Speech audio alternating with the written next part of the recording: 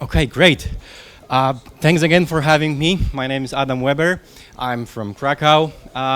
If do we have parents here? Someone is a parent? Yeah, great.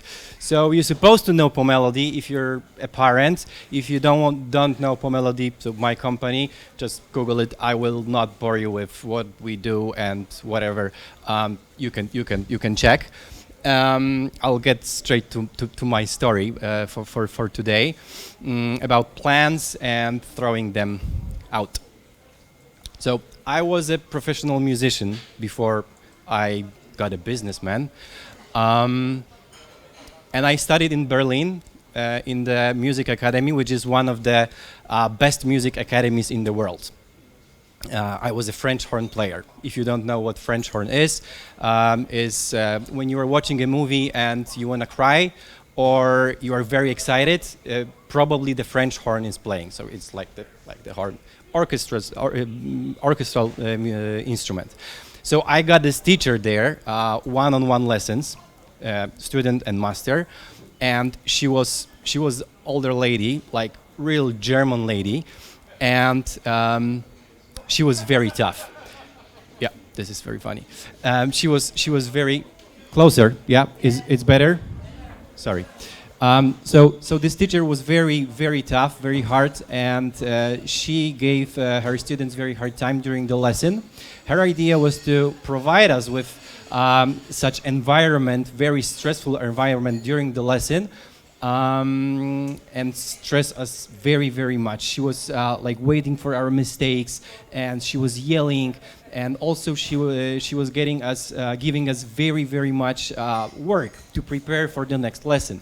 And I needed to start practice the same day, just after the lesson, to be ready for the next lesson. So playing instrument, especially the wind one, is not easy. You cannot just practice 10 hours a day. It's like a sport. You have like muscles in your mouth, so you need to plan the practice very very well to be as productive as you can, and use those like 3 maybe 4 hours like perfectly. So her idea was to stress us and put so much work on us, because when we got on a stage for the concert or for the competition or whatever, we were relaxed because it wasn't stressful for us anymore, and it worked. We were able to focus on the music, and I will get back to music later at the end of my speech. So when we got our first investor 6 years something ago, I was really excited. I thought I just became a millionaire and the money will never end. And the money ends very, very fast, which I learned. And when we launched our MVP of our application, it was web application at that time, it was completely disaster. Nobody wanted to use it. We had a great product, but nobody wanted to use it. So I got very, very stressed. And then we needed to find new investors because we ran out of money. So I talked with my business partner, and he said, okay, look for these new investors, but we need to cut the costs. So I needed to fire almost all my team. And the problem was I didn't fire anyone before. I was musician from like another bubble, another world, and that was really stressful for me. I was shaking, my voice was shaking. I wanted to run out of this room. I decided to be honest, but it was like super super hard. And then we got some interest from VCs, and we started to talking on the about the term sheet, etc. So what we did, we decided to use our people, because we thought the people are what we have, the team we have, this is our power. And with those people, we can change our situation very, very fast, faster than like firing them, right? So in like 2 or 3 days, we started a new company with the same people. And it was successful for a couple of months, so it got us a couple of months. And then those investors, after 5 months of negotiating with us, they quit. They found some formal mistake and they quit. They left us with our burn rate, monthly burn rate of $30,000, and we were earning $200, maybe $300 monthly. And it was like 3 weeks before payroll, so we were really screwed. And what we did, we started e-commerce in 1 week with physical products. Yeah, so remember, we launched the mobile app, web application, and now we are starting e-commerce. We are pivoting to e-commerce very, very fast in 1 week. 5 months later, we got our break-even point.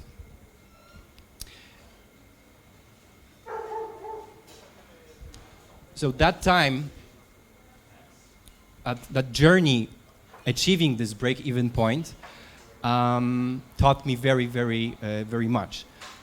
First of all, I learned to count every single cent, every single penny, and have Excel for everything. And it stuck with me. Till now, in our company, we have Excel for every financial thing, and we are literally know where every penny goes. And also, during that time, very hard time, I promised to myself I will never put myself in this kind of situation ever again. How silly of me. Of course, it happened many, many times since that time. So, at the same time, I learned about those Excels and having perfect plan for everything. I'm that guy who gets very easily excited, and when somebody comes with an idea, I'm listening very carefully, and I'm first to go for this idea. And also people in our company laughing at me because I'm that guy who comes from every conference with new marketing agency. The best one. So we lost the most of money. The most money we lost on bad marketing agencies. And we worked like with 10 of them, marketing strategy, and I wouldn't recommend any from these agencies to you. And 5 of them probably nearly killed our business. So I'm that guy. One more story. From like 1 year ago, we had a problem. We have a problem for advertising what we do, because we are like kind of premium product and not easy to tell about and not very like needed on the first look. So we got this idea, and it's hard to sell for marketing team, obviously. So they are like whining all the time. And we had this. Somebody had this idea to create another brand, easier to sell, easy to explain, with very like easy products, not so complicated as ours, connected with app and innovative and super. And I got very excited, and we did it, and we lost thousands of dollars very, very fast. So it was terrible idea. There's a story about Elon Musk that he is when he got problems with Tesla and SpaceX, financial problems. He said to all the employees, "Okay, from now on, every single payment above $1,000 goes through me." So this is like ridiculous, right? These huge companies already, but he did it. And there were many articles about him being super crazy because he didn't want to, like, stories from the people, he didn't want to buy toilet paper for $2,000, and he agreed on like investing couple thousands or like a lot of money for some stupid thing. And people thought people tell he's crazy, and I'm completely with him on it. I understand it 100%. Because when you are a leader, manager, CEO, leader, and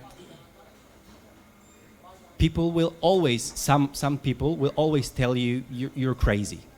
And they will question your ideas, they will question your decisions, they will question your plan. It's completely natural. And the main thing I learned, I cannot make everybody happy. So that gave me this freedom to follow my plan and like literally follow my lead. My main goal is to focus on self-improvement and on goals of my company. And there is very good thing I want to tell you about from another music teacher. He was already very old when he was my teacher in Music Academy in Warsaw. Because I know I'm telling stories about music and business, and I'm mixing this, but I'm using my experience in music very much, and it helps me a lot. So that's why I want to share. He had this idea for musical life that you need to stick with me on it. So imagine yourself this line, and this arrow is going up. So you are here on your life journey, and here is your goal to become the best musician in the world. Horn player, trumpet player, whatever. So you are going on this path, and this is the path of you working hard on your basics, practicing every single day, focusing on the good stuff, the most important stuff. And here, those branches are concerts, auditions for orchestras, family issues, a lot of things you need to do, and they are happening all the time. And the most important thing is to go here and do that thing, and then go back on this line, which is pointing you in this goal direction, and then go left, go right, but always go back to your goal. And I even called it myself. It's everyday tree of accomplishment. So in business, I'm not focusing on my goals. I'm focusing on my company goals and how I can make this happen. And the beautiful and the most important thing is with this graphic and this idea is that you will never be the best trumpet player or whatever in the world. You will never achieve this goal, but you need to pursue it every single day. And this puts your mindset on completely different different place. So this is a story from another teacher, and yeah, I want to be a leader who is trusted by people, and it doesn't mean that people will always. I got this very right here. It doesn't mean that people will agree with me or like my plan. It means that they will trust my decisions and follow them. And this is very important, and that your trust is not built on you being right every single time. This trust is built by you having this ownership. And you know, if you are leading a company, if you're a CEO, it's always your fault. Doesn't matter what happens, doesn't matter who lost how much money, it's always your fault. So I'm highly recommending to you this book of Jocko Willink. It's called Extreme Ownership. Because come on, having a business is not the most difficult and not most dangerous job in the world. And in military, they have many more problems. So it helps a lot.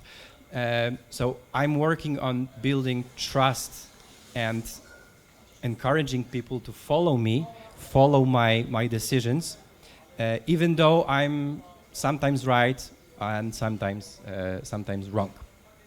But back to the planning.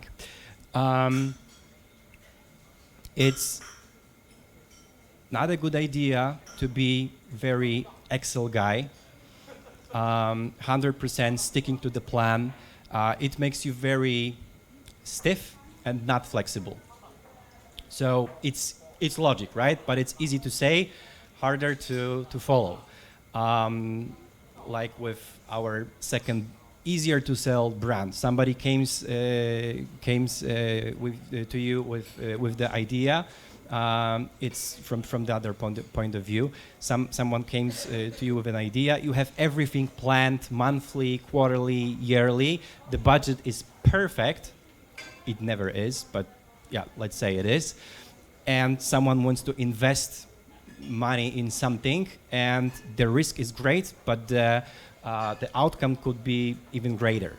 So, and you say no because why you should say yes? You might say yes, but maybe next quarter or maybe next year or somewhere in the future with the next budget. So it makes you very like stiff, not flexible. On the other hand, it's not good to be this guy who is changing his mind a lot and who gets excited with every single idea out there and like shifting all the time. Because in business, it simply burns money. That's it. So let me close with going back to music. Because I do believe there is a golden ratio on this topic. There was a Polish composer called Witold Lutosławski. He died like 30 years ago, something like this, maybe 40. So 20th century Polish composer, modern one. So like crazy stuff. And he invented this technique called controlled aleatoricism. And this is very. I have a paper with you with notes. So this is a very cool technique, because when you see those notes and those bars here, this is the place conductor is conducting. He's doing his job and showing everyone when and what to play. And here is this technique, this aleatoricism, but controlled. So what does it mean? As a musician, you know when to play. You have the sign from the conductor. You know when to play. You know with which note you need to start and finish, but in the middle you can do whatever you want. You can play whatever you want. And then conductor gets on, and this is like this. So I believe sometimes you need to be very hard and very stick to the plan leader, but sometimes there is a time and you need to feel it, when you need to give people this controlled space for investments, experiments, and making some failures. And then you can get back to conducting.